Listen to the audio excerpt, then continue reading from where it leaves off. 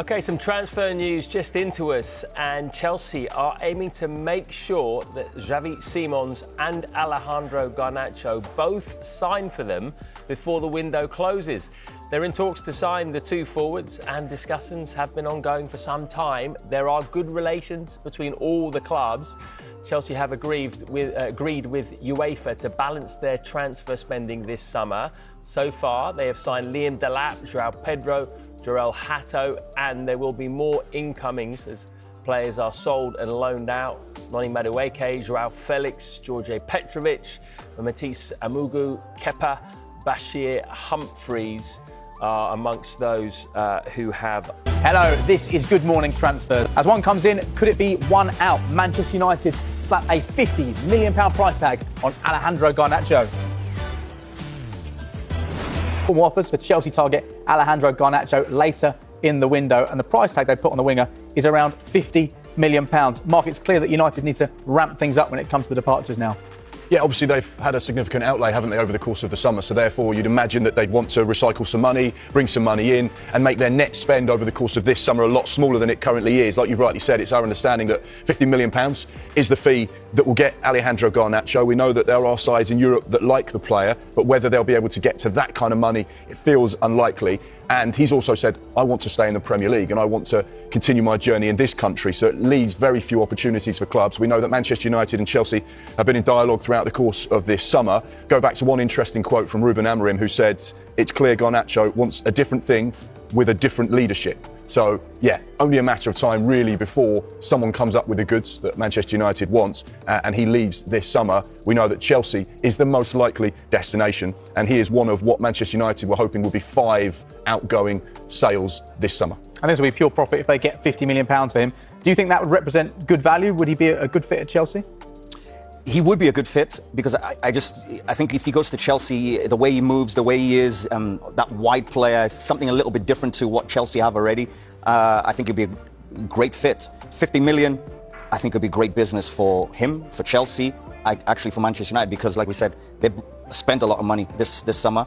They're going to need now, with Sesko coming in, they're going to need to bring in the money. But I think he fits for Chelsea. I think it'd be a great move for him. And I think it's needed also because you look at Garnacho, it was a disrupted season with Manchester United last season. Great moments, but a little bit of indiscipline, especially off the pitch. That's why he was Ruben Amorim was unhappy with him and didn't play him in some games. But I think he needs a new challenge.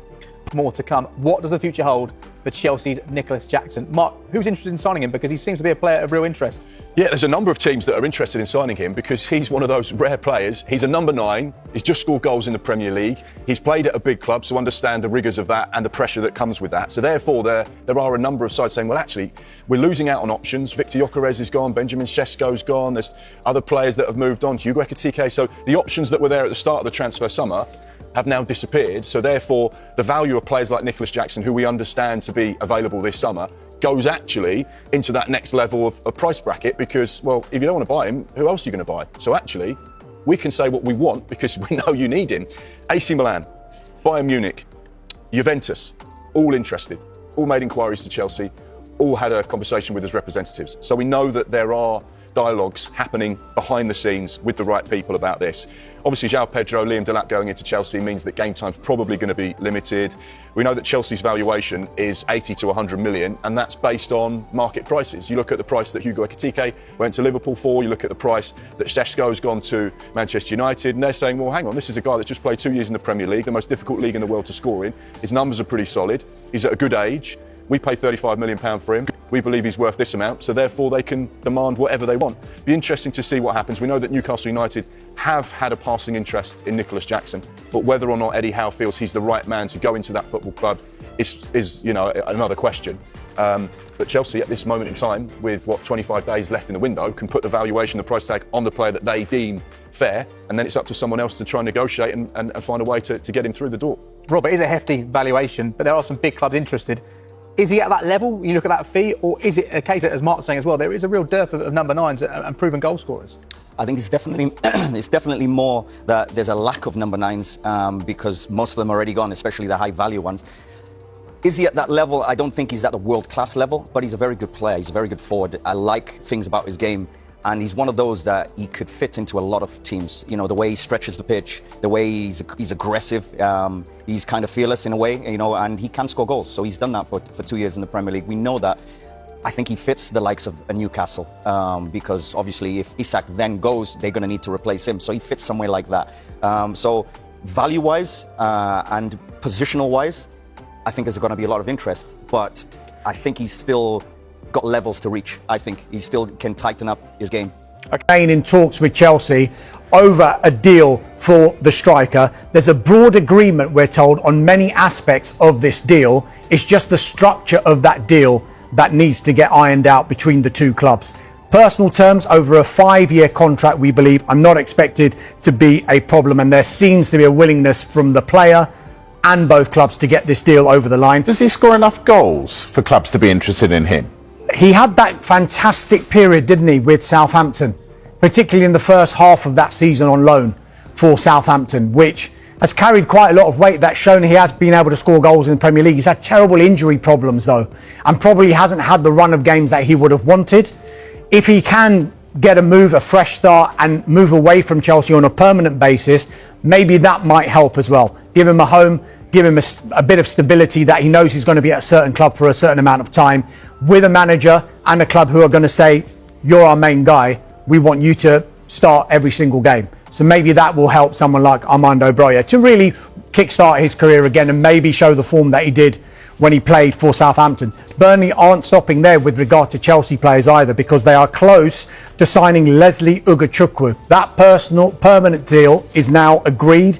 He's agreed a 5-year contract in principle. We think in the next 24 to 48 hours, Ugachukwu will have a medical. They're not the only players who are potentially leaving Chelsea. Mark Guiu, we were speaking about last week, he was supposed to have a medical at Sunderland.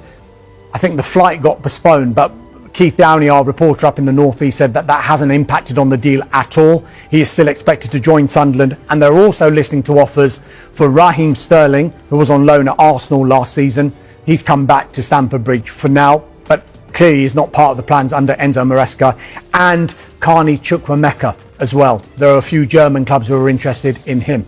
That's a load of players. Do they have to do that? Do they have to offload these players? You know what? Financially, they'll probably want to do it just to put themselves in a good position for future transfer windows. But I think just for squad size more than anything else, Chelsea won't want to work with the squad where they've got a set of 20 to 25 players on one side of the training pitch and a load of other players who aren't involved away from the main first team squad. So I think Enzo Maresca will want to work with the squad that he knows is going to be available for him every week. Yeah, absolutely. James, Darmesh mentioned Kiernan Dewsbury Hall. What's the latest on him? Well, things are looking slightly better for Everton now. We spoke last week and David Moyes was very unhappy, wasn't he, on the US pre-season tour, because he said players are turning down Everton. They don't want to sign for Everton. He wants to sign up to 10 players in this transfer window. So it looks like Kiernan Dewsbury Hall will be on his way. So we'll add competition at centre-back and left-back. Now, at the same time, Chelsea agree with UEFA to balance the books and balance their transfer spending this summer. They were fined by UEFA earlier on this summer, as were Aston Villa, and they've agreed to certain financial measures to be in place.